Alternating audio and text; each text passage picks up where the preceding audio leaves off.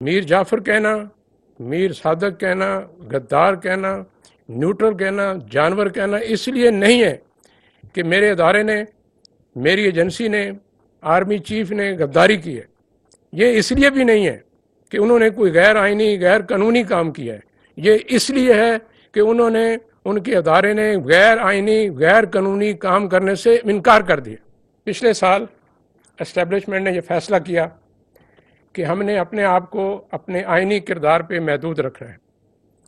یہ فرد واحد کا فیصلہ نہیں تھا، صرف آرمی چیف کا فیصلہ نہیں تھا. اس پہ ادارے کے اندر اس کی قیادت میں بہت بحث ہوئی اور ہم اس نتیجے پہ پہنچے کہ ملک کا مفاد اسی میں ہے، ادارے کا مفاد اسی میں ہے کہ ہم اپنے آپ کو آئینی کردار پہ محدود کر لیں، سیاست سے باہر نکل جائیں.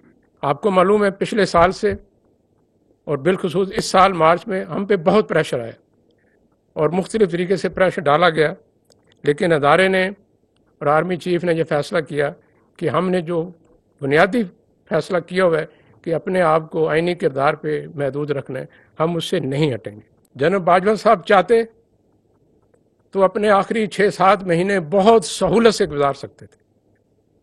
وہ یہ فیصلہ نہ کرتے، اپنی ذات کو مقدم رکھتے، آرام سے نومبر میں اگلے مہینے ریٹائر ہو کے چلے جاتے. نہ کسی نے تنقید کرنی تھی، نہ اتنی غلاظت بولنی تھی. لیکن انہوں نے فیصلہ ملک کے حق میں کیا، وہ فیصلہ کیا جو ادارے کے حق میں ہے.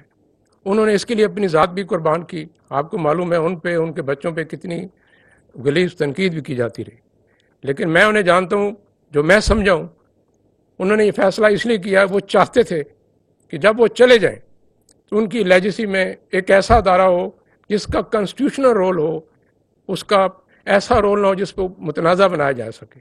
لہذا اس چیز کی خاطر انہوں نے یہ فیصلہ کیا. میں یہ بھی آپ کو بتا دوں، مارچ کے مہینے میں آرمی چیف کو ان کی مدت ملازمت میں غیر معینہ مدت کی توسیع کی پیشکش بھی کی گئی، میرے سامنے کی گئی.